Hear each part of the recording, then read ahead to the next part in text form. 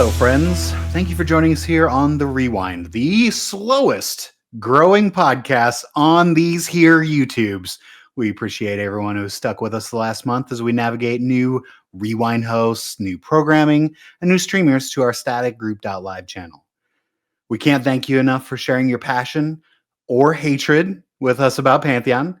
No matter the opinion, it is valid. We want your voice heard, and we are not above taking your money to do that. If that sounds like something you would like to support, please look in the description below on how to join our Patreon. If you join our raid tier or above, you will have direct contact with us about what we discuss on the show. And if you want to tell Draq to stop talking about progeny, this is your chance. Please, someone join and tell him to stop. Please. Yeah, sorry, I wasn't even reading the question. I just heard progeny and I clammed up. Yeah. You are also welcome to join us every Saturday at noon Eastern for the premiere of each new Rewind. Come say hi to us in chat. Now, on with the show. Our gaming weeks. Gaming weeks. Woo! This week, I got an Alpha 3 invite to Core Punk. An amazing, no, not really amazing. A kind of, no, not really that either. Well, it's kind of an MMO, and it was okay. I'm really. Just shocked that they gave you a free look at this game. Like, who are you?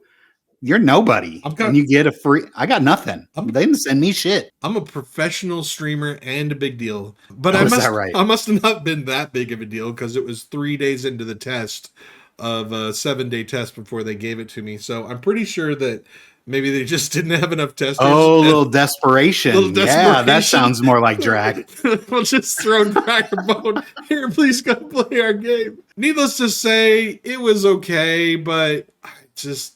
top-down MMOs, I've never been a fan, and it's a lot of crafting and a lot of survival. Those are all kind of very for me, so yeah, not the greatest. Well, I'm sorry to hear that, buddy. We also had another fantastic stream with our Pantheon Summoner Raid.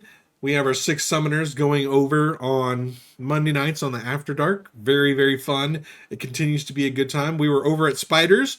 We discovered a bug where if you chain summon pets and the pet that dies that does the most damage, it no longer gives your group XP. I thought that was pretty hilarious.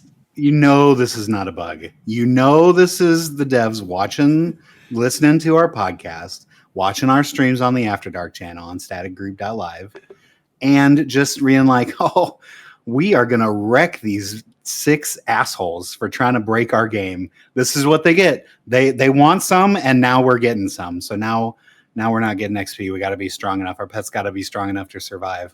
That's what we found out. Yeah, I don't know. Either way, it was a good time. Also, I've been playing still a little bit of EQ2 Origins. I feel like I'm behind, but I'm not out yet. I'm holding on to the dream. Holding on to the dream. Little behind, but you are not the most behind. You're not the most behind. So good job. Hey, if we were being chased by a bear, other people would get eaten. Yeah, you would be the second to die. If there were 2 bears, you would still die. But if there was only 1 bear, then you live. I'm good with it. Good job, Draq. Good job. What about your week? How did your gaming week go? Well, if you think you're far behind, I feel like I'm far behind too, because we got Mr. C like in the mid to high 30s at this point. By the time this show airs, he was probably going to be nearing 40. That's unbelievable. And I'm sitting here, I just dinged 26 this morning, and it's just not, I'm just so far behind. I feel like the people that we were supposed to play with, I let them down. You know, I'm the tank, so I'm like trying to keep up as best I can. But luckily, there's enough people to go around that the people that are past me can figure it out. There's just plenty of people playing EQ2 still, right? Like I looked and to zone into Antonica, and there's still 5 Antonicas going. That's unbelievable. And you go into the Thundering Steps, and there's 3 or 4, up to 7 of them in a busy time. So yeah, those servers don't hold a huge amount of people before they open up a new pick, but still, that's, if there's 3 picks open, that's 100 people playing in that one zone. So that's pretty awesome. And they travel. You can travel between the picks pretty easily as long as it's not a dungeon. I learned that you can pick in the open world stuff, like you can pick over back and forth, but in a dungeon you cannot do that. So that's how they kind of even that out, which is awesome. Yeah, we learned that the hard way in EQ1 when people would use picks to farm rare mobs. So, and then when we did it in Pantheon, yeah, oops, we don't talk about that. Whoops. No exploits here. We're not afraid to exploit. Well, also, I've been playing over on the Varsoon server, so I'm still raiding there, even though it's kind of drizzling out. But I've been told that there are going to be huge EQ2 TLE beans being dropped here pretty soon. So if you are holding out on Varsoon, still trying to raid, there's good news coming out for you soon. If you're one of the 6 people that are still playing on Varsoon, you have some hope. I'm one of those 6, Draq. Shut up. It's going to be good. Anyway, we're spending some time. Mid-content stuff just came out. So we have a couple new raid zones. We're raiding the Hole, which is the difficult one. There's always like one easy and one pretty darned difficult. As far as the mid content goes. And so we've kind of blasted through the easy one, which is Icy Keep. They kind of reused a huge chunk of what's Everfrost, that zone. They also used it for their the Christmas thing. What's the Christmas called? Frostfell. Yeah, Frostfell. They use that same zone too. So it's kind of like a reskinning and a remobbing of that same kind of icy zone. But it's fun. And the gear. My God, the gear that's dropping in there is unbelievable. Like, there's just not even a reason to go back and do any of the stuff that came out in Sentinel's Fate right off the bat, because none of it comes close. Not even, I guess, the tier 4 stuff, the top tier stuff of that is comparable to the tier 2 stuff of the new expansion. So it's like, just blast through Icy Keep, and then go and farm the Hole as best you can. And you know how much I love farming the Hole, Draq. Do you know how much you like farming the Hole?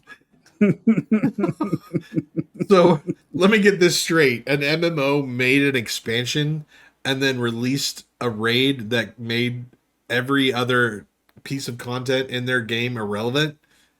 I'm shocked. Yes. Well, come on. If an expansion comes out and you don't feel stronger, right? Just because it's a mid-content expansion doesn't mean that it's not, people spent 6 months to a year before that came out, and they want to feel like they are progressing over that year or getting substantially better. If I gain 5 levels, I want a whole new set of gear that makes me way better. Well, it gets out of hand after 20 years, right? Like, there's just nothing you can do about it. You can try to stat squish like WoW, but what did that get them? Nothing. People just want to go back and play the classic again because that's what's the most fun to them, and not just a ridiculous number bloat. I don't blame them. I don't blame him either.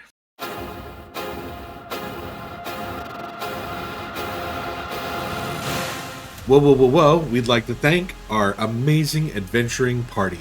You are the reason that this amazing podcast keeps going. And this week we have a raid tier member. Congratulations to Ziplocs, the Dark Mirror Rogue. As you'll see later on in the show, as a raid tier member, you get to actually participate in the show a little bit. So that's going to be super fun. We also want to mention our adventuring party, that is Anton Doviditis, the Dark Mirror Shaman Cliffkeeper, Grogu, the Human Warrior, and Charodude, the Gnome Summoner. It is never a requirement, but always appreciated. Thank you for your support. This week in Visionary Realms News and Notes.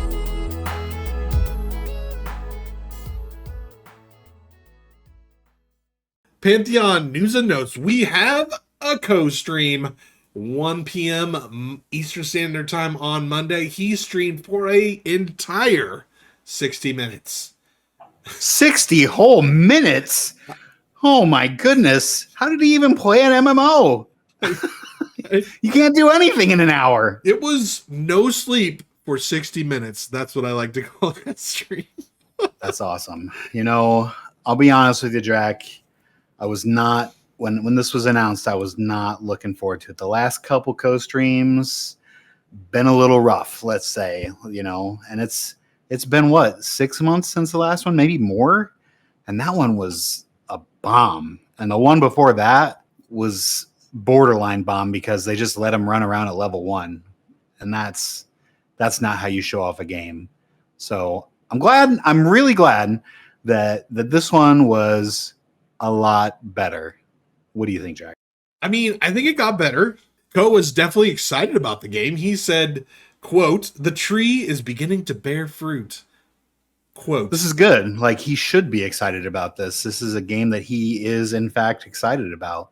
So the fact that he is excited is good. He should be excited when he's playing Pantheon, especially if he chooses not to play it. So the times that he does get to play it for a whole hour it should be the greatest day of his week, honestly. I can understand why it hasn't been in the last year, but yeah, no, he's right. The tree is beginning to bear fruit.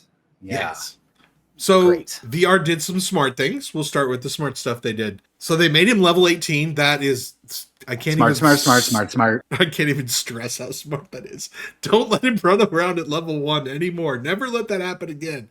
They also, everything should be guided. Indeed, everything has to be guided with him. And it's too short of a window. 1 hour is way too short of a window to show off anything, let alone trying to show off an entire MMO and all the development they've done in the last, I don't know, year in 1 hour. Great.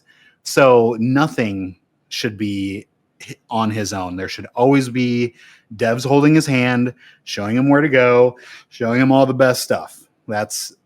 Thank you, VR, for hearing that from your people, from your community, and putting that into action. That was so smart. Yes. They also gave him a group, which is super smart. The VR devs, also very smart. The problem was there was only 4 people. So that was a problem. Yeah. I mean, but we know what happens the last time when VR reaches out to the community. Like, it's just they don't have a good time.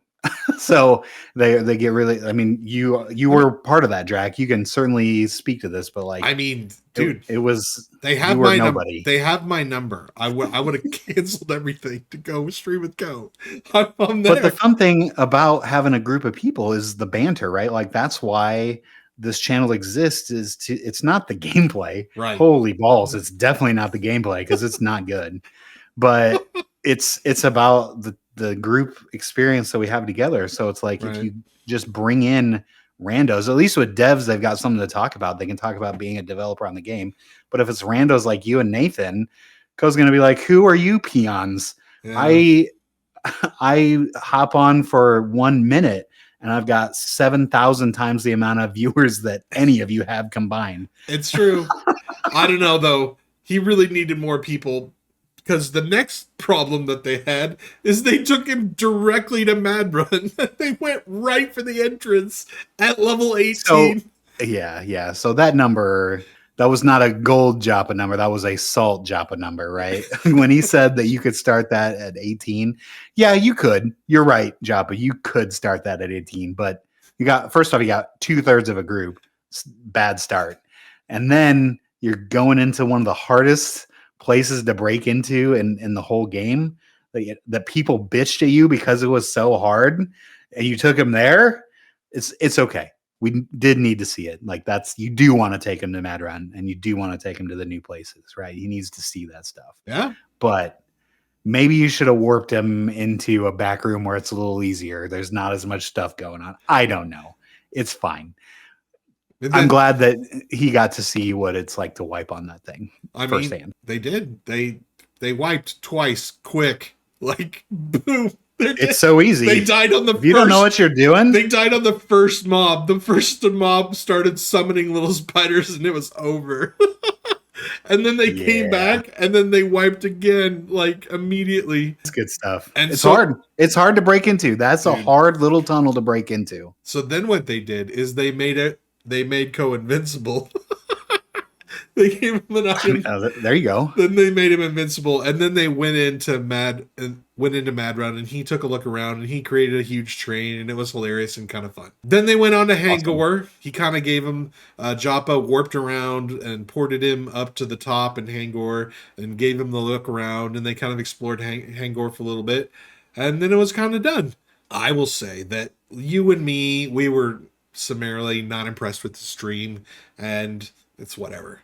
But he had 60, I think the top number was like 6,250, 6,250 You kept people. updating me like every minute. That's because I couldn't believe how many people were watching this stream. Dude, it was crazy. Can we get 6,000 new pledges so we can hire 4 developers that actually make video games? Right? That'd be great. Please, co-people, come through. You all seem very positive. We need your money.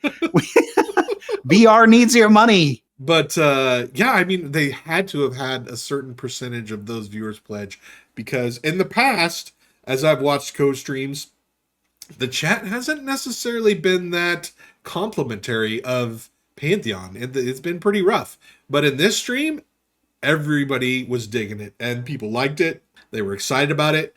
So I think in terms of overall, I think it was a win, because the stream really wasn't for you and me. We're diehard Pantheon fans. We're not going anywhere. We know everything that he was doing, so it doesn't matter to us. But for new people, it was an eye-opening deal, and I think it was a win overall. I'm glad it was positive. We really needed something positive, because if I have to read another, let me channel my inner Mr. C. Can we switch to Unreal 5? Like, it's just, I just can't handle it anymore. It's miserable. So I'm glad that positive people were coming to that stream, that there were 6,000 likely positive people that were looking at Pantheon with fresh eyes. You know, Co brings a different style than what we bring, right? Like, we play this all the time. He is first looking at it. To see his face light up when the sides of his screen started frosting over, like, that's a cool thing. Pantheon's a cool game. It's gonna be awesome. It just needs money to get done so we can all play it. Give us your money, Co people, not us. Give it to VR. But yeah, no, I'm so glad that it was overall positive. Very happy about the co-stream. This was a great thing that happened. Finally, we get a win. Winning. Yeah. And I think Coach kind of says what he wants to say, and I thought it was interesting too. Oh yeah, I can. I caught the 247 little jabs. He mentioned it at least 2 times in that stream about how he was kind of, on the 247 decision. So I think that really bothered him, and he was not shy about mentioning it. So I thought that was very interesting with Joppa on the stream himself. And now it's time for Joppa Says, because everything that Joppa says is gold. More like a grain of salt. So we have our next zone. Very excited about that. Silent Plains. So we have Halnirs coming up on the 17th, and then 6 weeks after that, that's going to be Silent Plains. And on your screen right now will be a video of the bare bones of Silent Plains. Joppa wanted to show it to everybody on his stream, just to, let everybody know that they're already working on the zone after the next zone that's going to be released. Are you excited about Silent Plains? Very excited about Silent Plains. Obviously, the video doesn't have much to say. It's just wandering around, playing grass and road dirt and some things off in a misty distance. But the fact that it's there is pretty awesome. I'm very happy that we are getting a new zone with a new biome and new stuff to do and see. And this is their biggest zone. So if this is their biggest zone and Halnirs is as big as both AVP and Throne Fast combined, then this is going to be a huge, huge addition to the playable content, which is amazing. And if they're going to pull that off in 12 weeks now from now, then I'm excited. I'm very excited for that. Do you feel like this is like happy talk, or do you feel like this is going to be a real thing? Well, this is in our episode with Eric, our first episode, this is kind of what we were, this is where the rubber meets the road, right? Like, if This is stuff that no one's ever seen, and this is where we can see if they can actually get what they promised done as far as when they started these pumpkins and commas or named seasons wherever we're at in the process. Very exciting. If this is something they can deliver on and continue to do this, it just, I mean, Co said it best. It seems like there was more going on this year than in the last 9 years of development. So, and this is true. If they can continue to pump this stuff out, in 3 years, we might have 3 continents that we can travel on, and everything that we wanted is promised for, not just one continent. And with a couple expansions coming out later, it could potentially all be done in a matter of 3 years, maybe. That'd be awesome. Yeah, I'm excited. I think it's a chance for them to knock it out of the park and take this to the next level. If we get to August 17th and we get to the next, and we're going in Halnairs and it's great, but halfway through Halnairs we hear, oh well, we're gonna need another, season to get this underway.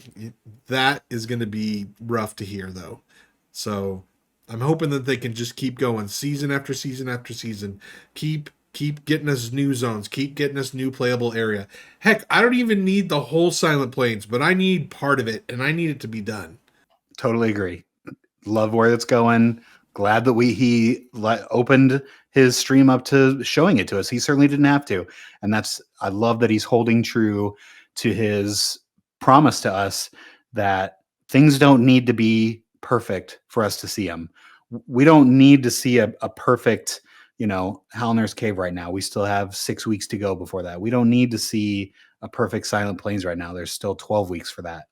We just need to see that something's going on. And that's exactly what he's delivering. It doesn't matter if it's perfect, just showing us that things are actually happening. The game is actually being made, which is awesome. So very, very excited. They're talking a lot about a combat kind of rework, and there's a lot of pieces to this. So I'm going to try to break it down. So, because I need someone to break it down for me because I'm stupid. So they want to differentiate regular mobs with group mobs. And this is great. We just were talking about this.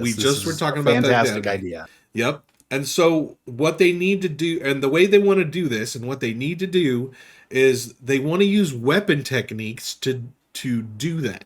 And so what you're going to do is you're going to use a weapon technique that's going to put a mob into a state by a different class in your group will be able to use that state to greatly affect the mob.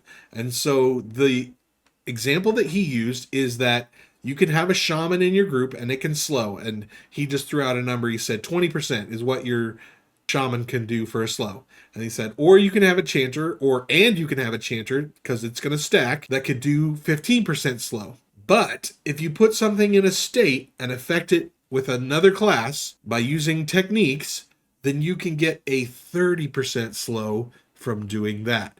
And all those stack. So you could slow a mob potentially by 65%. Now, if you've ever played EverQuest before and you've grouped or you've done raiding or whatever, a 65% slow is gargantuan.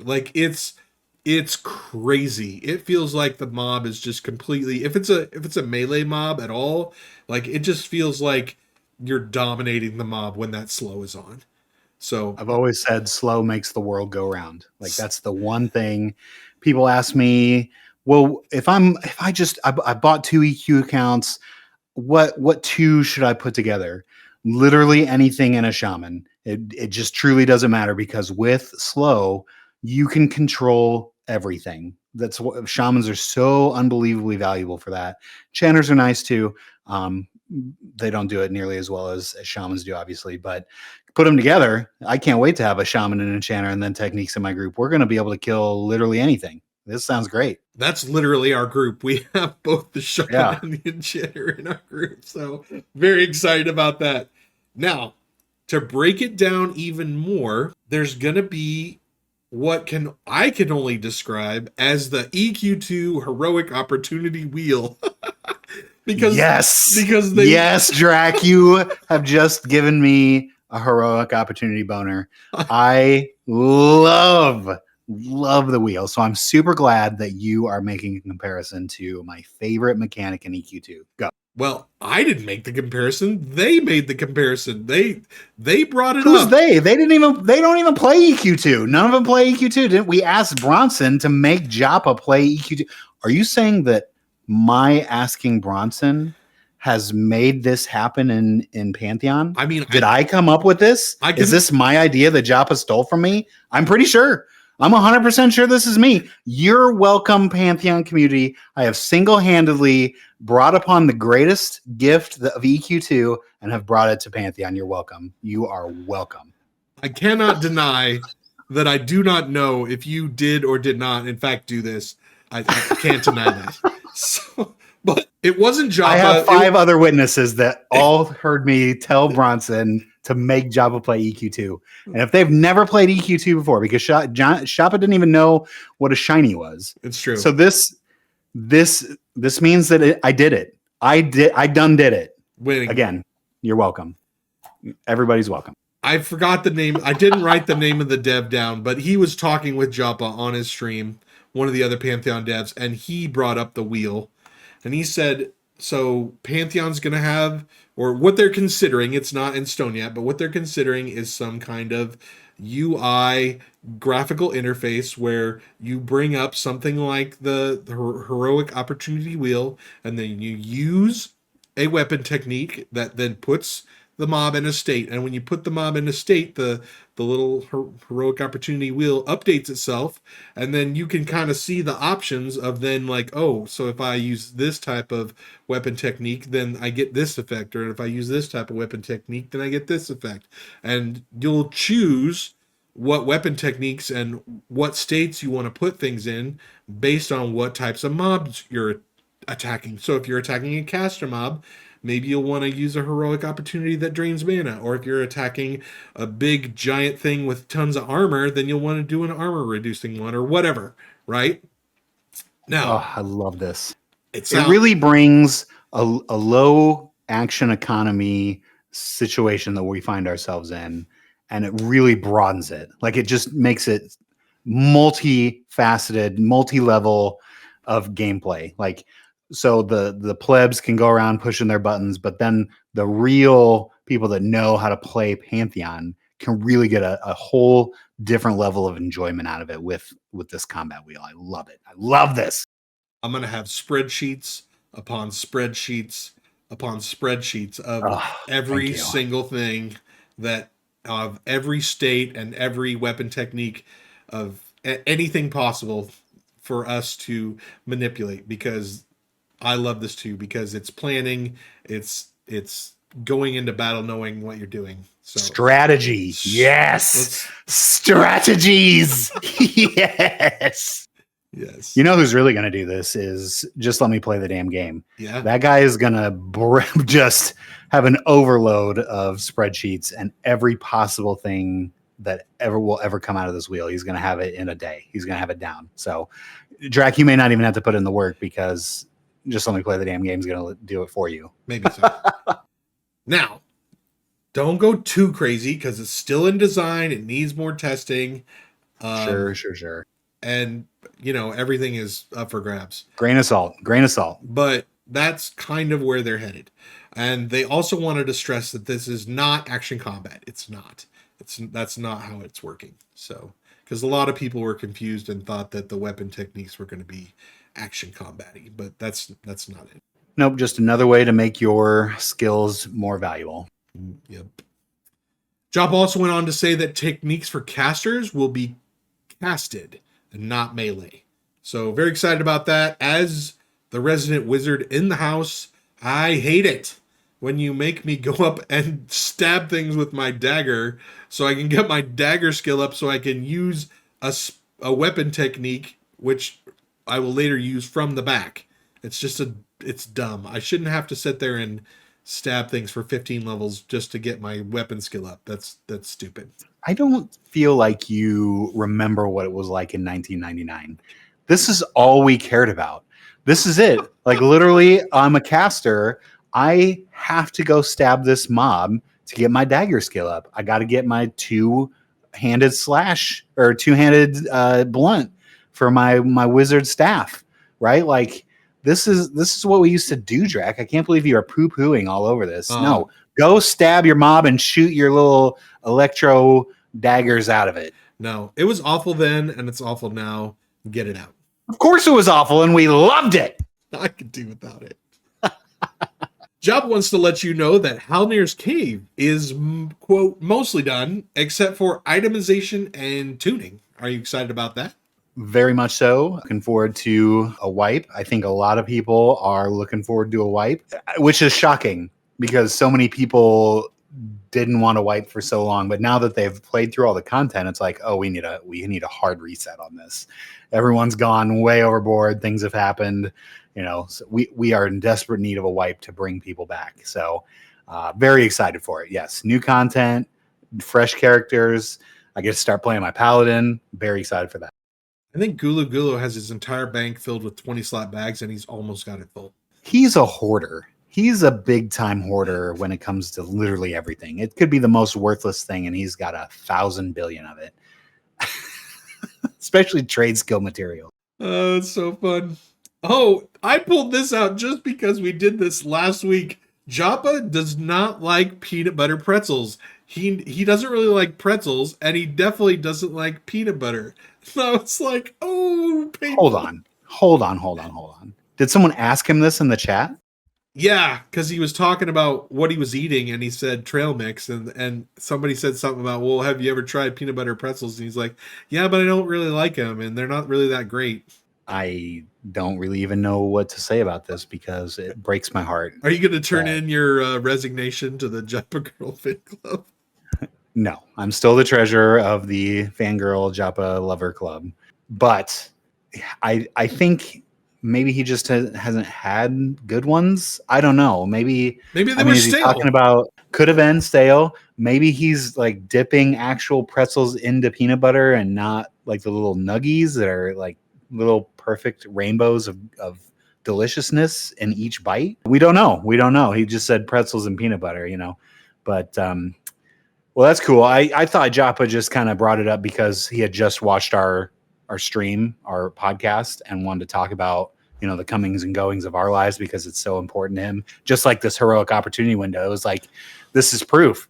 Like now Joppa knows he's been watching our stuff, and yeah, so that's too bad that it wasn't him bringing it up. It was someone in the chat. So I don't have more additional proof that I created the heroic opportunity window in Pantheon, but still going strong, still believing. Don't stop believing. I can neither confirm nor deny that Joppa watched our top 5 snacks from last week. Just as more ammunition for your claim that Joppa is definitely watching our streams, he did talk about player conduct, which we also talked a lot about last week. And maybe he needs a refresher of what he said over the week. Like he needs us too, because he doesn't remember what he said in all of his streams. So he comes to the rewind and listens to us talk about everything that he's talked about. Oh shit, did I really say that? Oh God, we're going to have to talk about that again. Anyway, he said he wants as little interaction from the VR as possible when it comes to player conduct. He wants EQ style camps. He wants player responsibility. He wants social contracts. And also, he said VR is definitely going to test most damage done and also first to damage. So that will be coming up in the future. No ETA, but that will be coming up, and we will definitely get a say on and feedback what we think about that. Man, that's awesome. This is what we're talking about. Obviously, what we are talking about is just hot button stuff, and he clearly listens to this. So if you want your opinion on this show, pay us some money, and we will get your opinion on the show, and then it will happen. This is the promise. This is the Random Rob guarantee right here. It's pay to win. Best baby. Bang for your buck ever. It's pay to win. The rewind is pay to win. We got some elf news. We have the elves. We have of course, we knew about the Ashen Elves and the Ember Elves. And I thought there was a third elf, but I don't remember ever talking about the Lucent elves before. Did I just miss that? I thought there were only 2. I guess maybe there were 3. I don't remember. We're not elf people, right? We're not. I like elves. You hate them, I hate but I them. like them. But I'm still not going to play one when there's friggin' dark mirror, whatever, however you want to pronounce it, right there next to it that I could just choose instead and be way better. So anyway, the Lucent elves are kind of the de facto elf, like the regular pleb elves, I guess.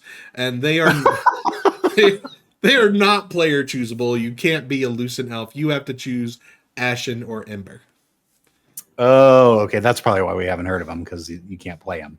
That makes sense. Maybe a later expansion. Who knows? When we get to the moon, those are the moon yes, elves. when we hit the moon and the cat people. Yes, let's go. Moon elves. Moon elves are the Lucents. That's perfect. Lucent. Lucent. Oh, I didn't even pick that up. Lucent is the moon elves. Listen, done. VR. JN, Joppa, write that in. Write JN, get to that. Get it. Lucent moon elves. Done. Done. It writes itself. You're welcome. You're welcome again. Joppa talks some about the quote new experience system that will be put in, which is going to more evenly split XP between group members based on their level. Currently, the XP is splitting evenly. There is no way that is true. I know that Joppa is the developer of this game, and he probably actually knows. It just doesn't feel like that. If it's split evenly, there's no reason that someone that's 6 levels over you should be making more percentage than someone that is on the lowest side. Like the person that is the low person in the group just gets the shaft when it's 7 levels. It does feel I just don't get it. It just does not feel like it's actually currently split evenly. So whatever adjustment they need to make to this is desperately needed, because people can't catch up. I want to be able to group with my friends, and if they're lower level, they shouldn't be penalized for grouping with the people they want to group with because we're 7 levels apart. It doesn't feel good. It does not feel good. You definitely want to be the highest level in your group. Joppa wants to take time to kill up. He wants to kill mobs for a longer period of time, but he wants more experience per mob. So I think longer time means more heroic opportunity wheels. I'm loving this Joppa. This is the best week of your streams ever. Right. Yeah, and I agree with that too, because I want to be able to use more than 3 of my spells on a mob, right? I want to dig into it. Several rotations. I don't want to just do it once and the mob's dead and I then pull the next mob. No, let's several rotations, drain me of some mana, but give me the XP I deserve for draining that much mana. They are separating physical hit with spell hit rating. So we don't have to fight over all the quote hit rating gear anymore, because they're actually going to separate it. Pretty excited about that. Well, that's good. It just depends on what they do with the gear, right? Like, who knows? They could just completely shat the whole gearing system and we're still fighting over it. It's tough to say. You gotta really fine tooth comb the gear that you split that with, like, because one of my favorite games right now, Embers Adrift. I haven't played it in a while because just been waiting for patches and new stuff coming out. But they did a revamp of all their items, and it just seems like it needed a few more go-throughs before they really figured it out, because some items that were rated this good were not so good, and some that were not rated as good were the best to choose from. So like, this needs to be done really, really well. You need to make sure you take your time as you develop these items, this gear, these weapons, to make sure that they are evenly matched with everything across the board, not just kind of willy-nilly whatever we're feeling. More proof maybe that Joppa's been listening to us. Death penalty possibly back in for the Howlner's patch, as if we couldn't add enough stuff to the Snakes patch, we're also going to chuck the old death penalty back in. Are you excited for the return of the death penalty? That's kind of a loaded question, and Vendini is going to hate the shit out of this. I can already hear him up in Canada from here in Nebraska that he's just moaning the second that you said this, Draq. He's very right that in a testing format, there's no real reason for a death penalty. it just only hinders us getting to another level of testing. Like it just makes us stuck where we're at. Do you remember what it was like before they took it out? Do you remember the crazy amounts of death penalty that people were in? Like Desiree was in a constant maximum penalty because that guy died a lot. He just couldn't help himself. He just dies all the time. I mean, I play a little different. I play way safe. I'm too safe. Some people would say I'm definitely the mother hen of the group, and we do not venture out into things that could slow our gameplay down because for me, the optimization of my time is so important. I can't afford to time-wise to be in a group that I'm just going to die 5 to 6 times in. That's not going to get me anywhere. So it needs to be, if I'm going to give time to this game, it's going to be in a safe group, where I know we can handle what we're going to go into. We can go do hard stuff, but we got to be able to handle it because I don't have time to deal with XP penalties. So for it to be put in this sort of testing environment, I get where Venditti's coming with on this. It maybe is not necessarily needed, but do you remember, Draq? You're right. This was my number 4 of our top 5 tips for Pantheon last week. And that's that the death penalty is going to come back, and to not just sit on, just being able to do whatever you want willy-nilly, no penalty. You need to get used to having a death penalty, or it just it sours the game when it comes back in, right? This is one of the reasons why we're fast friends. Our MMO style is exactly the same. I never want to see a red bar on my XP bar. That is like the worst possible thing that could happen. I'm the guy that'll sit over in the corner and camp greens so I don't have to die to go backwards, because I spent way too much time in EQ re-dinging, and so many re-dings. It traumatized me. So we are the Play It Safe brothers, and we will do whatever it takes to not have to die a ton, and that's just the way we go at MMOs. Absolutely. Number 2, I think that they have to put this back in the game. I know people aren't going to like it, but if they leave this out for too long, people are going to become accustomed to playing without the death penalty, and they're not going to be able to stick it back in. People are going to revolt. So I think they got to stick it back in if they want it in the game at all. Because great point. It's going to be like, this is a huge system, and if they don't keep it in the game and people start to play the game and learn the game without the death penalty, it's going to be impossible to put back in. Couldn't agree more. Well thought out points, Draq.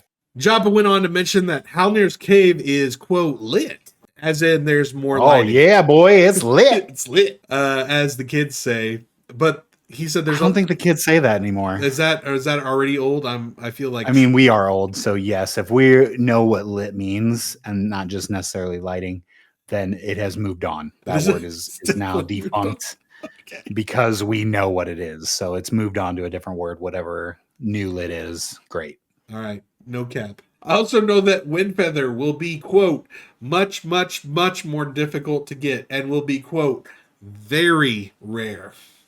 It already was very rare. It was like 1 in 100 spawns. It took forever. It took 4 people 8 hours of camping, constant killing, because we were not exploiting the game, going from server to server to kill Windfeather 100,000 times and only getting 4 drops of the spell. I feel like the days of everybody having Windfeather might be over. Gulu's happy. He won his little race. He doesn't have to worry about that shit.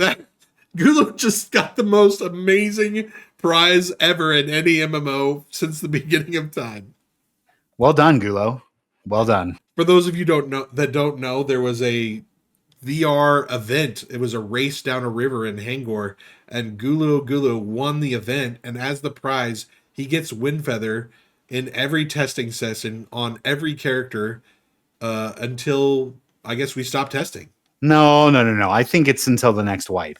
Like, he gets to save it past this wipe. We'll have to he's probably saying it right now in chat. So if you're here on Saturday at noon Eastern to join us for our premiere, you can see Gulu's answer, but we'll try to update next week if we can with what the actual, how long he gets to keep that. But I think it's only one more additional So it's not all white. for all time. He doesn't get to Yeah. launch day when. If it is though, holy shit! What a lucky bastard. Can you imagine you're the guy that like he passed at the end that he ran into some orcs and then Gulo passed him Yeah, at the second end? place loser. The second Yeah, that place sucks. guy. Oh no! I could have had 5 feathers for forever. Poor guy. Well, now it's going to take you quote much. It's much more difficult to get and quote very rare. Good That guy luck. hates Gulu. He hates him. Like he knows he's got Gulu burned into his retinas forever. Last but not least, Joppa, in his off time for his phone game, plays Tower Wars defense games. Now, you and I back in the day, we have played a few Tower Wars defense games. Do you remember what our favorite Tower Wars defense game is called? TD. I don't. But we played a shit ton of them. Gem TD. Oh, the old Gem TD. Yes. It was- How could I forget that? How can you forget Gem TD? It was a Well, we played more Dota than we did Gem TD, but Yeah, that's true. It was a Warcraft 3 custom mod, custom map, custom mod that it was what? There was 8 players and you were all on the map and it would spawn mobs and you would build towers and you would build mazes to kill the monsters as they ran through your maze, and your towers would kill the monsters, and then the last person left alive, because if they made it to the end of the maze, you lost lives, and so the last person left alive was the loser or the winner, right? And that was a lot of fun. We played so much of that. yeah. I lost so many of those games. But anyway, I do like playing them on my phone too, so I'm excited that Joppa has recommended Infinity Toad 2.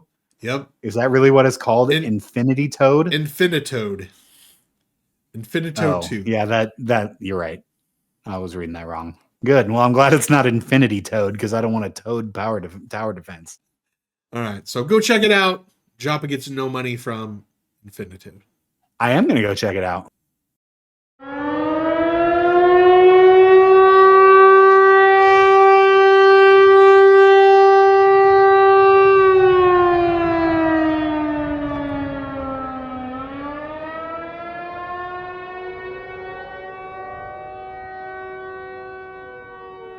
All right, Pantheon fans, hold on tight. Oh, Draq. Why are we back here? Why are we doing this? We already recorded this show. Why do we have to do this again? Oh, VR, why? I'm going to need you to put on your big boy pants. We're coming back. Oh, I can't do it. I can't do it. So normally, I just want to cry. we record on Tuesdays, post on Saturdays, but the Pantheon world has just exploded. Terminus exploded, and things are crazy. So we couldn't not talk about this week. So we have to talk about the news that dropped. Okay, read it off. Oh, actually, this is where you can use Mr. C's recording. He said we could absolutely use it, and he does want it in the rewind. Dear community members, thanks to your support and our seasoned efforts, our team and processes are streamlined, focused, polished, and productive.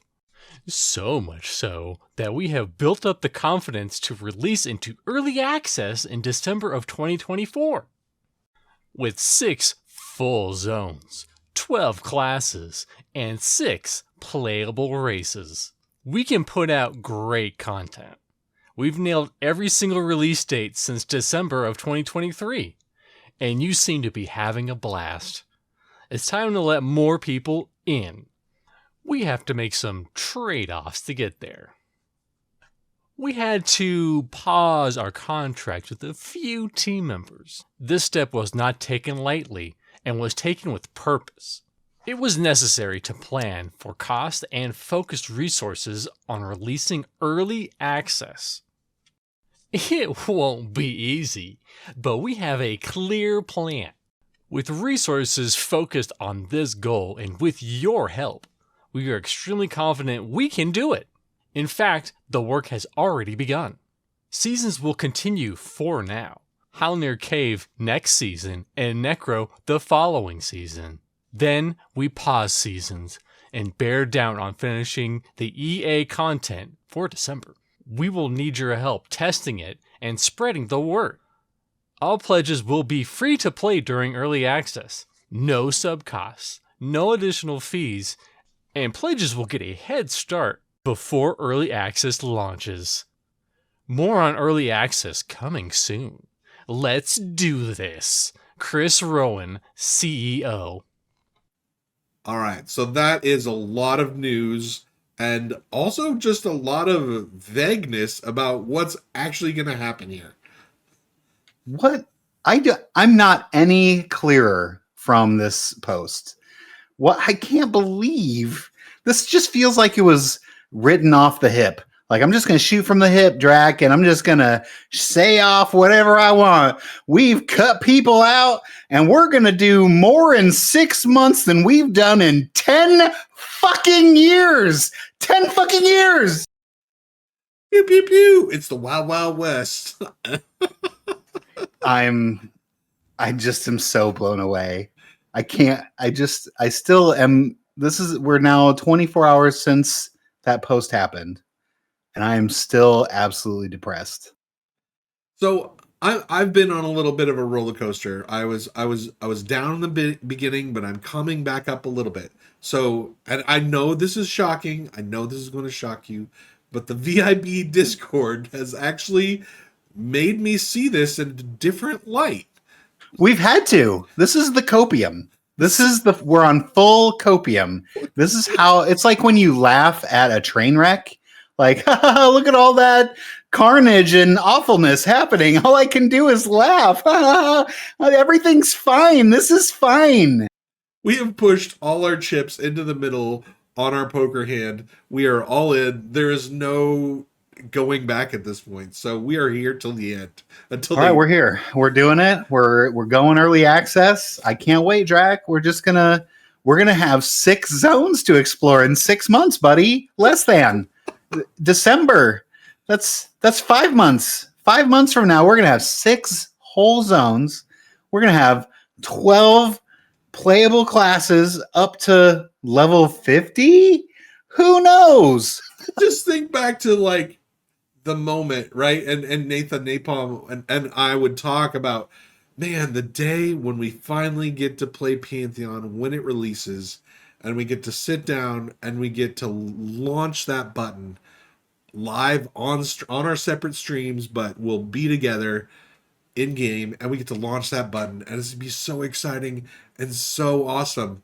And early access, it just seems like it cheats me out of the whole thing. I mean, this is the new trend, right? Like, early access is Enshrouded. Didn't we play that? And it was a pretty good game, and it's only gotten better.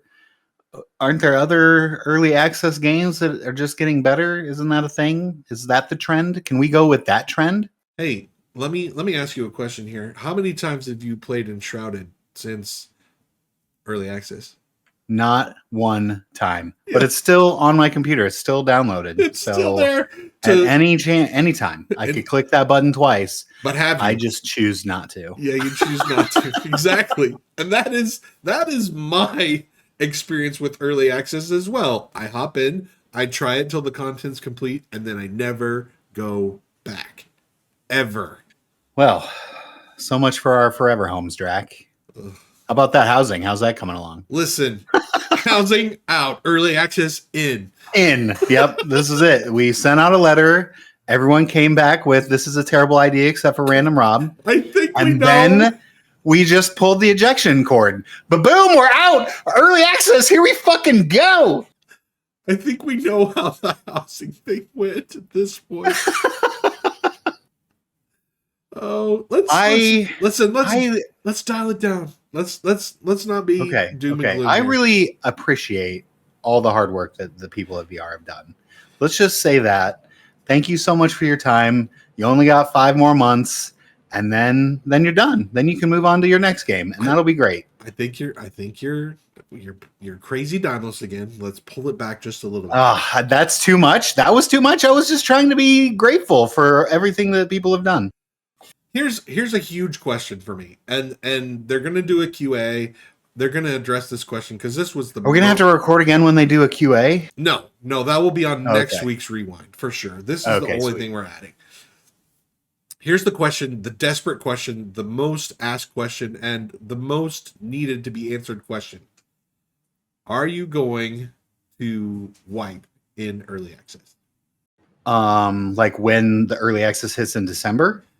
Not when it hits, once it starts. So after early access hits, are you going to wipe?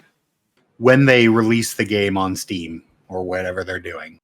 So yeah, they start early access, everybody jumps in, everybody plays. After Everyone's that, at zero. everyone's right? at zero. After that moment, are you going to wipe? That's the question. You cannot. This You cannot. This is not a thing. VR doesn't know you cannot. They don't play by any of the rules. I don't think this is a given. I think. And do you think that they even looked up the definition of early access before they said they called this? I do not. Also, I think that the VIP chat, which is what gives me hope, the VIP chat thinks that they're using bad words here. That they just don't understand the connotations that come with early access. Because you and I think of early access as the game is go. Like we're soft launching. That's what we think when we think of early access. But the VIP chat, and I talked to them a little bit this morning, they all think that this early access is not an actual early access. This is basically seasons where we just let everybody in. And that there's going to be wipes, there's going to be content added. It's not an actual launch. It is seasons with everybody in it all the time, 24 hours a day. Is it because we as the testers are tired of playing the same thing over and over again? Like what did you expect? We only have 1.75 zones and we've played it all, and now we've consumed the content. We're going to consume your 6 contents or your 6 zones very quickly. 6 is not enough. Did you look at Embers Adrift? This is literally Embers Adrift 2.0. And as much as I like playing that game, it ain't done. It's not done. There's a reason that they're not putting their shit out on Steam. And that's because the Steam people would murder them. This is not ready. This is not ready for anything.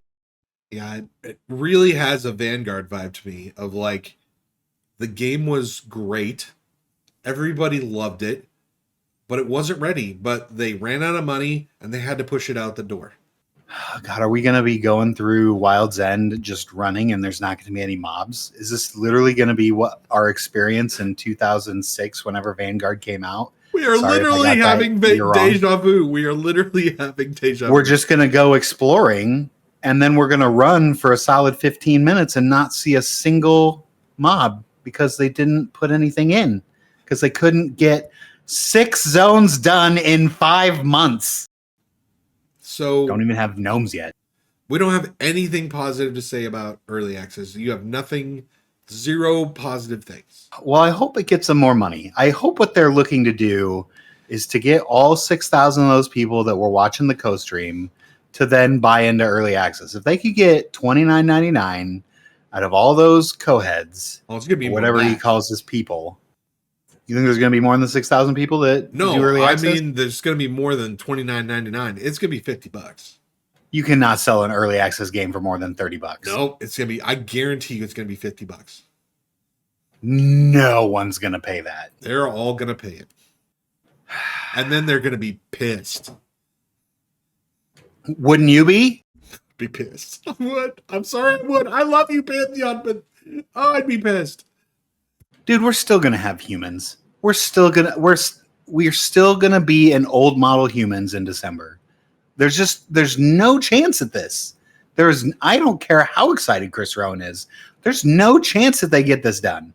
You're telling me with less devs, we're cutting jobs and we're gonna do more work in 5 months than we have in 10 years? That's what you're telling me?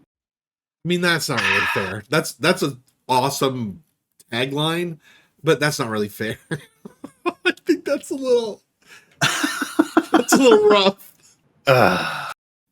Here's the thing, and just like, this is my big problem with this, is you only get one launch. of a game.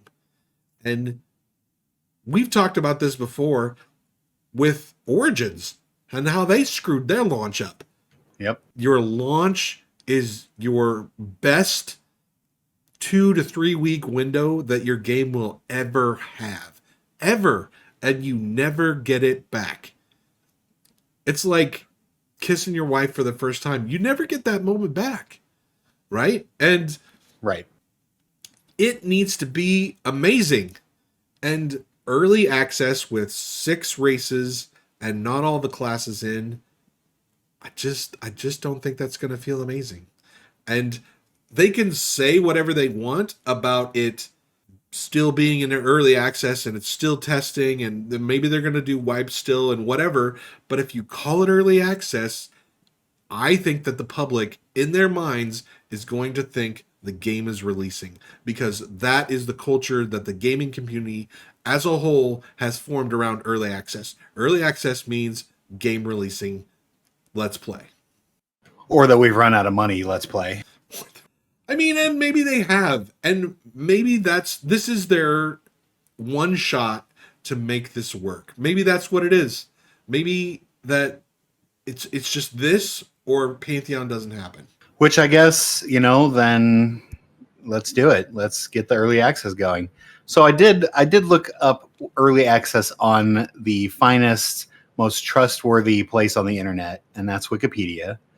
And it does say that early access is also known as alpha access, alpha founding, paid alpha, or game preview. Maybe we're wrong, Draq.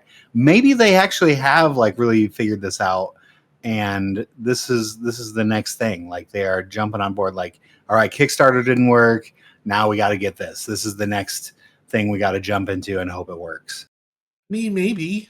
I just think it's super dangerous because there are so many examples of Kickstarters that go early access too soon, and they just absolutely just tank into the ground, and you've never heard from them again. The amount of games that have won, that have survived this, it's not great. The pathway for this is usually your investors need to have some money, and so this is your last desperate gasp to make your investors whole. That's the pathway that this early access thing is, right? That's the model. So we've developed this game. It's a great idea. Everybody loves it, but we're broke. And so we need to make our investors whole. So let's go early access. We launch the game, it dies, but at least we made everybody their money back. Hooray! And we completed our pledge promises because they've already stated that they're going to pass out their pledges all the perks that they get during this early access, which really makes me nervous because you said that was the nail in the coffin for me. I was like, oh God, this is it. They're passing stuff out now. We're going in. This is game release. It's not early access. This is it. We're not getting any more updates after it rolls out in December. I think we're going to get updates after December. I just think that this kind of seems like a train wreck, and this is done. Put a stamp on it. It's done in December. Pantheon, baby. Woo! You're being crazy. You're a crazy town. You're letting your emotions get the best of you. Maybe we shouldn't have recorded this so soon. The Band-Aid just was ripped. I can't. I'm still sore. I'm still so raw. Maybe you need a week to think about it. I don't know. I think I'd still be pretty upset in a week. It's pretty depressing. We'll see how the next rewind goes. Yes. They have said that they're going to do a QA. If you are on the official Discord, you can hashtag EA, which I think is hilarious because EA, in my mind, is Embers Adrift, and their pre-release did not go well. But if you hashtag your question as hashtag EA on the official Discord, they will add it to the list of things that they want to ask for their upcoming QA, which they're going to do and hopefully answer all these questions. I don't know, is there going to be content to 50? Are we going to have an auction house? How about guilds? Is crafting going to be fully flushed out? Do we get group gathering back? All right, we can't go forever with this. We are going to cover this. I guarantee. But I could, Draq. I could forever. I'm sure you could, but I don't think we're going to get anywhere new. I think everyone is fully aware of how you feel. And if they're not, just rewind it and play it again, and then you'll get a good feeling for it. I'm going to leave you with one small section to not just complain, but to say something constructive. And just know that next week we are going to cover this in depth. So what do you got for us, Dennis? I am thankful for all the memories I've made in Pantheon. There is a great community here. We've got some great developers. We've got some real passionate people that I really appreciate and all that. And I'm going to leave it there. I'm going to say that I'm on this train. I'm on it till it's the end, till they shut it off. So I don't think this is a great idea. I don't think this is a great move. But I'm still a fan of Pantheon. I still want it to succeed. We'll just see how this goes. I mean, I outlived 247. I think I can outlive this. Miss you every day, Brad. We will see you next week to discuss this completely and in more detail on the Rewind.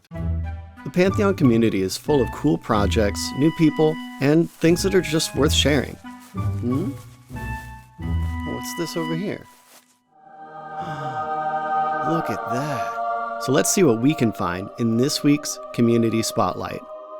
All right, it's time to poke around the community and see what they got this week. First off, we have Ben and I with a video about the pulse system. If you don't know about the pulse system, that's like the system that's in the background, doing all the perception, doing all the quests. It's a great video that goes into all the details of that. Second, we have Ladies Week for streamers.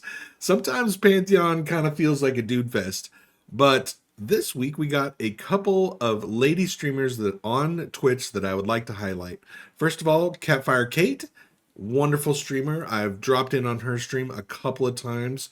It's a little bit more of an adult stream, but she is a fantastic streamer, and she sometimes streams with her brother, and they just do a fantastic job and get lots of people really excited with Pantheon. Secondly, Lotu. She's a brand new streamer. I found her because I follow Oren, who's also a great streamer, but she's friends with Oren. Oren got her into Pantheon. She is a first-time Pantheon streamer. She's also a first-time MMO player. So very exciting. It's fun to watch her and see what her view of Pantheon is.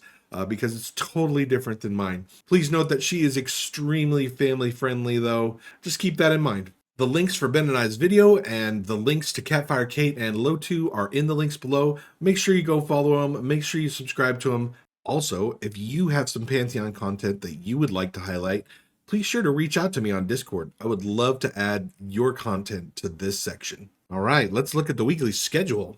I've been promising new shows, and this week I'm gonna deliver. Let's start with Mondays. Mondays is the After Dark, midnight Eastern Standard Time. You know all these guys, they're your favorite. We're playing Pantheon, we're rocking the 6 Summoner group. It is absolutely hilarious. You need to join us on Mondays, or at least catch the VOD the day after. Tuesdays, we're adding a brand new show, Drinks and Dragons.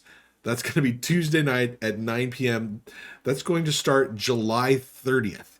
So still a little bit of time yet. They're going to start out with Guild Wars 2, Zelik, Bounty Code, Sparrow, Crow Singer, and Stands in the Fire. So some of your old favorite streamers coming back, doing Guild Wars 2 on a Tuesday night. So much fun. Thursdays, of course, you know we have Chaos Theory on Thursdays. They've been running for a couple weeks. They're going strong. That's WoW Ascension. That's a custom WoW server where you get to pick random skills. You get to Prestige. You get to Start Over. You get to Progeny. It's crazy, but it's also a crazy amount of fun. That's Zelik, Acera, Essen, and Aranellis, and Feasty is also joining them. So that's Thursdays, 9 p.m. Fridays, we're adding another brand new show, Bros Before Foes. I didn't mess it up because that's dangerous. That's also going to be 9 p.m. Eastern Standard Time. That's starting July 19th. So that's only a week away. So July 19th, that's going to be Mr. C and Gulu Gulu, and they're going to be diving into co-op games, RPGs, that type of stuff. It's going to be amazing. If you've never watched Mr. C and Gulu Gulu just stream together, they are a fantastic pair. So you're going to want to tune in for Bros Before Foes. Bros before foes. Okay, I gotta get this right because I know at some point I'm gonna screw it up. Don't forget Saturdays. You're listening to it right now. That's the rewind. That's the ender on our week. So that is our weekly schedule. That is the new schedule going forward. I hope you're as excited about it as I am. Here we go. Beep, beep, beep, beep, beep, beep, beep. This week in MMORPG news. Embers Adrift this week is doing a little GM event. So at the time of this listening, we're already 2 days in, maybe a day in. I don't remember when this records. It's sometime going on right now. If you are listening to this episode, Embers Adrift Trial Weekend is going on right meow. Go play it.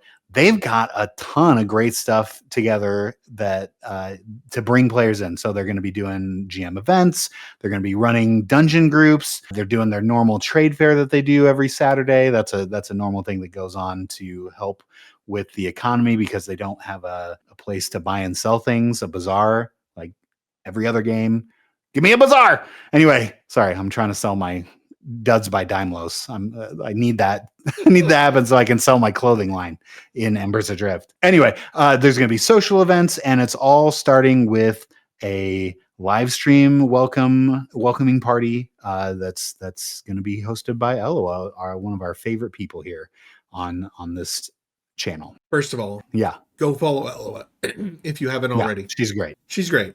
Awesome person. Second of all, there's only one question that I need the answer to. And I think you know Draq, can I answer this for you? I think you know the answer, but I'm going to ask it anyway. Please. Have they added a magic class in the game? No, there's still not a magic class in the game. And honestly, Draq, there probably never will be. You need to just let it go. It's literally scrum. We're all a scrum around the mob. We're playing, some sort of rugby. It's the rugby of MMOs.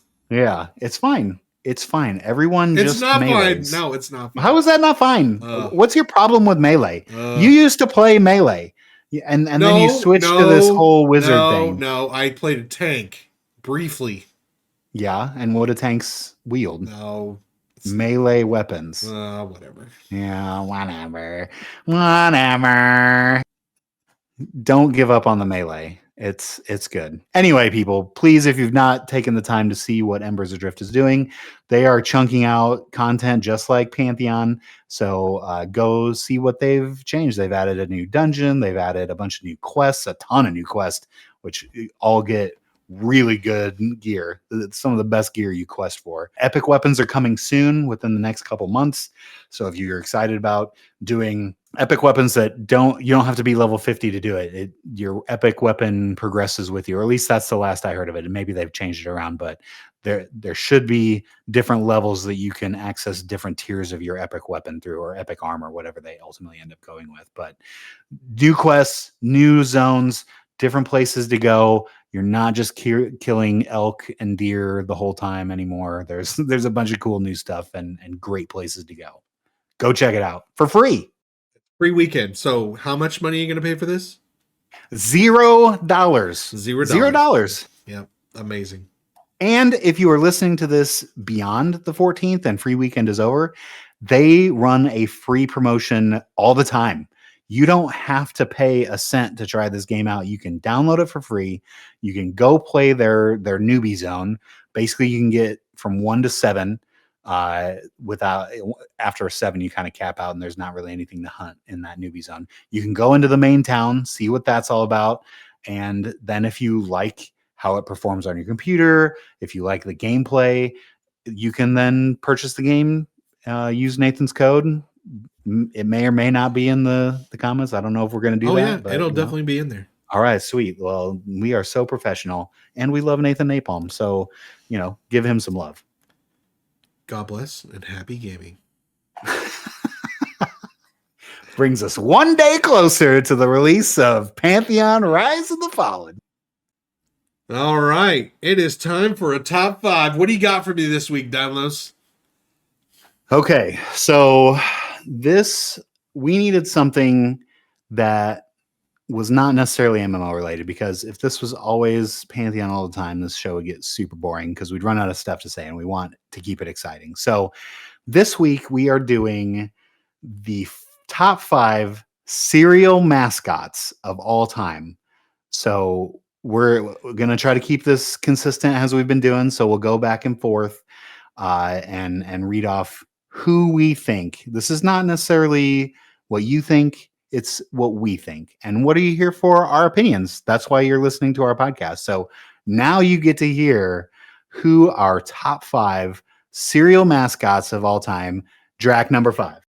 Also, make sure that you put down in the comments that mine is way better than Dymlos. Just want to sneak that in. Yeah. Okay. Great. Number 5, top 5 mascot for a cereal. Here we go.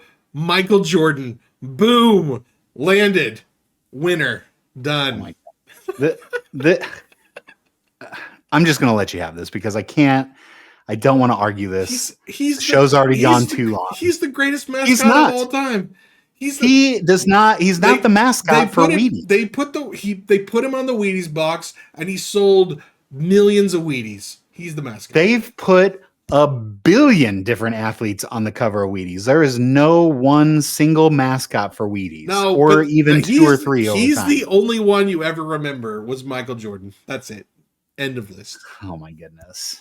I think people would beg to differ, but Michael Jordan does transcend everything. He's not just a basketball. He's an icon of literally everything. So I'm just going to go ahead and move past this one, Draq. Yeah, okay. Wheaties is a good cereal. Is it just because you love Michael Jordan and you love the Bulls back then in the 90s? It's mostly just because I knew it would get a rise out of you and irritate you. But yeah, also that. Why do you find a way to ruin every top 5 that we do? Water, come on. All right, well, tell me what's better. So on my list, I'm starting off strong. Starting off with the GOAT, the greatest of all time mascots. They're great. Tony the frickin' Tiger, number 5. Such an icon, has been around forever, never has changed. There's only been one Frosted Flakes mascot of all time, and that's Tony the Tiger. It's never changed. He is the GOAT. Number 5, Tony the Tiger. If he was the GOAT, why is he number 5? Also, because this is my opinion, not necessarily the opinion of many other people that know things about cereal. Also, I hate that tiger. It's so annoying. What? Yeah, it's so annoying. I hate that tiger. How can you hate Tony the Tiger? Oh, he's so just don't like him at all. Ugh. All he does is say they're great. Yeah, no. How could you hate someone for that? It's annoying. My number four is way better. Captain Crunch. The Crunch Berries, man. The Crunch Berries. And Captain Crunch isn't the Crunch Berries. I know, but he launched the Crunch Berries. He made the Crunch Berries who they were. He did. And he was amazing. And yes, Captain Crunch, number 4. But what about every time you ate Captain Crunch and it ripped up the top of your mouth because you were eating Captain Crunch too fast and you didn't let it get soggy a little bit? I did not get to eat Captain Crunch because my mother, no matter how much I begged and pleaded, would never let me have Captain Crunch ever. It's because it's the most illogical cereal of all time. It literally hurts you to eat. There's no other cereal out there like that. It does not exist. How Captain Crunch is still in business is beyond me. You know why it is? Do you know? Do you know who owns Captain Crunch? Do you know what cereal company puts Captain Crunch out? General Mills? No. Then I have no idea. It's the Quaker people. Of course, they're just resting on their laurels. They've got this old Quaker man mascot. Of course, they're never going to change Captain Crunch. He's weak. He didn't even make my list. His cereal is weak. Captain Crunch, he doesn't even have a peg leg. What kind of crappy pirate is he if he doesn't have a peg leg? He's amazing. Maybe he's not a pirate. I guess he's only a captain. That doesn't mean he's a captain. He's like a British captain. I shouldn't put that on him. Yeah. He's a naval fleet captain. I guess you're right. So my bad. I take back what I said because he's not a pirate. But his cereal sucked. Number 4 for me. This is going to be a little surprising. Frankenberry. And you're thinking, whoa.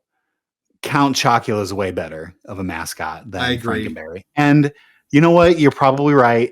But I don't really like Count Chocula. I like the strawberry and marshmallows way better than the chocolate and marshmallows. My chocolate cereals don't need marshmallow to be better because they're already chocolate. But what I do need is my fruit cereals to have marshmallows in it. And Frankenberry delivers that. I almost thought about putting blueberry, but I prefer strawberry to the blueberry.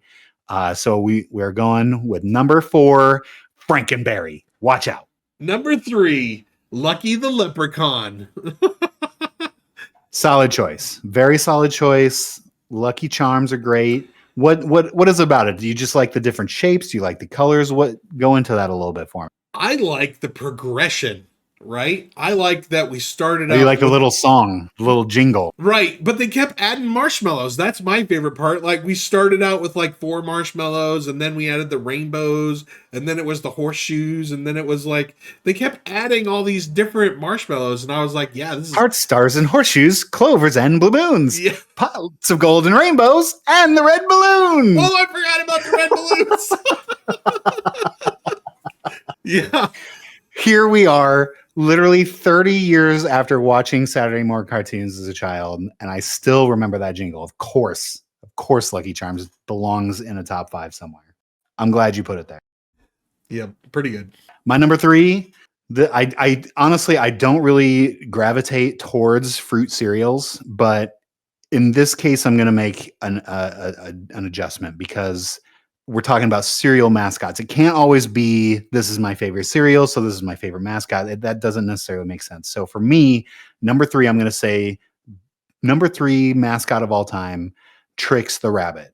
And the reason this is, his cereal sucks. Trix is a terrible, terrible cereal because it doesn't have marshmallows in it like Frankenberry. But the reason that Trix the Rabbit is one of the greatest mascots of all time is because he makes children feel good. The rabbit is dumb. He's a dumb head that thinks that tricks are for rabbits. No, you dumb rabbit. No, tricks are for kids. And that is why he boosts the ego and the self-esteem balloon of children everywhere. So, of course, someone that can bring that kind of magic to Saturday morning cartoons, to your breakfast table, deserves to be on the top 5 all-time cereal mascots of all time. That's very funny because my number 2 is also Trix the Rabbit. And excellent. I just have a little food for thought here. Do you think we could call even a rabbit dumb in 2024? Would that be socially acceptable? I mean, we do every cereal commercial that comes on for him. Silly rabbit. We all know what silly means. It doesn't mean that he's funny. It means that he's dumb. We're calling a dummy head and a dummy rabbit. And that's what he is. And he makes me feel good inside. Thank you, Trix the Rabbit. Yeah, he's got to be on the list. He's ingrained in my brain. And he's always been, right? Like, he's another one like Tony the Tiger, where there's never been another mascot of that cereal. It's always been Trix the Rabbit. He is definitely not the GOAT, but certainly the rabbit. And as see what I did there? And as you said, that is the most awful cereal ever. Oh, it's terrible. Absolutely terrible. And he sold truckloads of it. He has made, I think it's General Mills who does Trix. He has made them a ridiculous amount of money. And it's because kids feel good about calling a rabbit stupid. It's propaganda. It's big cereal big General coming after us. I wouldn't be surprised if Big Maple is involved. All right. Well, I'm glad that we can agree on this. But for me, number 2 is one of my favorite cereals of all time. Number 1 and number 2 for me, I did kind of edge over because I love the cereals. So number 2 for me is the Cookie Crook from Cookie Crisp. And it's tough for this one because Cookie Crisp has gone through a lot of changes over its time. Like, it started with the Cookie Crook. The Cookie Crook is who we know. That's our generation's mascot of Cookie Crisp. But he also had like a little sidekick dog, and there was a cop that always tried to arrest him for stealing the Cookie Crisp. But then the dog by itself took over. I don't remember the dog's name because who cares? It's not Cookie Crook. Like, there's only one mascot in my life. And then like something else took over. Like, there was a third cookie something. And because they're getting away from stealing Cookie Crisp, do you think that kids are like stealing Cookie Crisp? Did you ever steal Cookie Crisp when you were a kid? I didn't even know Cookie Crisp existed, but yeah, I'm with you. I don't feel like I look to my cereal commercials for my moral compass, so I'm good with it. Yeah. Yeah. We can have a crook be a mascot. Like, I can't believe that whoever makes Cookie Crisp is so woke that we can't have, thieves as children mascots. Like, come on, we've got the camel, from Camel cigarettes being cool, right? Like, I don't think he's cool anymore. Children, I don't think he's cool. Wait, what? I think that's gone. Joe Camel's not cool anymore? I thought that was... I don't think that's a thing anymore. Oh, okay. Okay. Well, still my number 2 because Cookie Crisp is fucking amazing. You know what's better than the Cookie Crook is Barney Rubble, because he's cuckoo for Cocoa Pebbles. Oh my God. You can't say cuckoo. That's the bird. The bird is cuckoo for Cocoa Puffs. That's the line. You can't say that he's cuckoo. I've mixed Toucan Sam and Barney Rubble together. It's not Toucan Sam. Toucan Sam is Fruit Loops. Whatever. All three of them. Oh my God. This is a runaway train. This is all I can't wait for this to not get cut and you leave this in. Anyway, I like Barney Rubble and the Flintstones, so he's my number 1 favorite cereal mascot of all time. Do you also really like Cocoa Pebbles? No, not at all. Not at all. Not at all. Wow. I can't believe that the Flintstones are your number 1. I mean, you said mascots, not cereal. Yeah, no, I totally agree, and that's your number 1. I guess if you hate Tony the Tiger, I guess it makes sense that the Flintstones would be your number 1 favorite cereal mascot. Well, for me, it's funny that you did Cocoa Pebbles because my favorite cereal is Cocoa Krispies, who is Coco the monkey, and so my number 1 is Coco the monkey from Cocoa Crisp, and so. I have a little story with this. In Nebraska, we have a Kellogg's plant. And so during college, I got to work at the Kellogg's plant in Omaha. And they had this like thing going on where college kids could come work for Kellogg's and make a boatload of money over the summer because they're only there for 3 months. And they just do like odd jobs. And so I got paid a boatload of money to like, that year we were putting Pokemon toys into boxes of cereal. So we would just literally sit in a chair and fill the boxes with the Pokemon toys that they were selling. And of course I kept a couple. Yeah. I'm not going to not keep a couple Pokemon tops that was, I had all 6. Let's just say that. Anyway, so that while I was there, one of the coolest things you could do, and they absolutely openly want you to do this, and I'm sure it's changed because this was, early 2000s when this happened, but you could just take cereal off the line to test it. Of course you were clean, things were sterilized, your hands were washed all times, blah, blah, blah, blah, blah. But you could just, as the cereal was freshly popped or puffed or whatever they did to that particular cereal, you could just grab it off the line and taste it, do a little taste test. And they rarely ran Cocoa Krispies because it's not, Frosted Flakes or anything like that needs to be run 24/7. So like the 3 days that they did Cocoa Krispies, I would just live near that line. And, of course, being a fat kid, I'm just eating as much of that cereal as I possibly can because I love it so much. So yes, my number 1, Coco the monkey, Cocoa Krispies, you are the best. Bless you, Kellogg's, for giving me a job for 3 months. All right. We'll call it. That being said, we talked about this earlier in the show. There are a couple tiers in our Patreon. And so for our very first raid level tier member, we decided to do something special. Ziploc. So he's in this raid tier.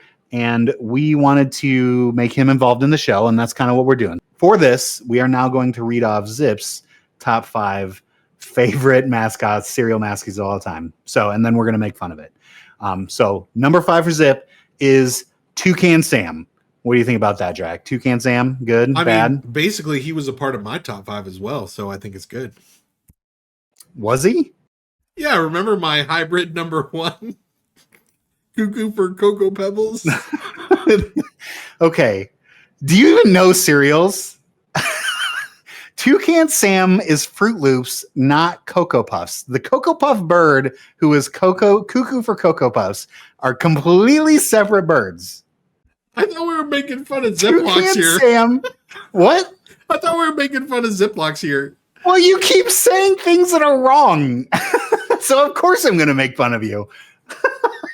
Oh my God. Go look up who Toucan Sam and who the Cocoa Puffs bird. The Cocoa Puffs bird doesn't even have a name. It's Cuckoo for Cocoa Puffs. It's Toucan Sam is a toucan. The Cocoa Puffs bird is a dodo bird. He's dumb bird. He's extinct now. He's Cuckoo for Cocoa Puffs. That's why he's extinct. Anyway, oh, I hope you don't cut any of this out. Number 4 for Ziploc. Another great choice here. The GOAT, Tony the Tiger, right? Exactly where he should be, somewhere in the top 5. They're great. He's great. He's Tony the Tiger. Blech. Whatever you're so wrong, Draq. Just get out. Number 3, taken straight from Draq's list, Captain Horatio Crunch. Turns out Captain Crunch has a middle name, or maybe a first name. Bonus points for getting his name. Yeah. Captain Horatio Crunch. Thank you, Ziploc, for bringing the Captain Crunch knowledge to the Rewind. We appreciate you. But yeah, the cereal itself is bunk. The Crunch Berries are good. Cereal scrapes up your top mouth. Anyway, so good number 3. Number 2, Lucky the Leprechaun. It's like he's looking at our list, Draq. It's like he's trying to do a random Rob where he's taking the combination of both our lists and putting it together. Unfortunately, his number 1 is Count Chocula. And we have already discussed why Count Chocula does not belong on this list, because chocolate and marshmallows do not belong together. Light me up in the stream. If you're here at the premiere, just light me up. Tell me how much you love chocolate and marshmallows together. I will never believe you. It's absolute bunk. And get your chocolate and marshmallow cereal out of here. And isn't it chocolate on chocolate marshmallows? Yeah, but they've got like ghosts in there too. There's like regular marshmallow ghosts and things like that. But you're right. There are chocolate marshmallows. Yeah. No. Gross. Gross. Too much chocolate. Yep. Just give me the Cocoa Krispies and we'll call it good. Look at us. Another show in the books. Great show. Great job, buddy. We did it. I mean, we're the winners. All I really do is excellence. I think you know that. Well, with all the changes that are happening with Pantheon, obviously this is a future award-winning show that we're putting on here. So I definitely will expect when Joppa accepts his award for best new video game that, you know, he mentions, and thanks to Draq and Dymlos for giving me all the great ideas that I implemented into the game right away after you said it, because they were so great. I mean, you're welcome, Joppa. I am willing to go take a bow somewhere when that happens. All right, wrap this thing up. All right. Thank you so much for joining us. We will see you next week. Same bat time, same bat place, noon Eastern Standard Time, every Saturday on The Rewind. Thanks, everybody. Appreciate you.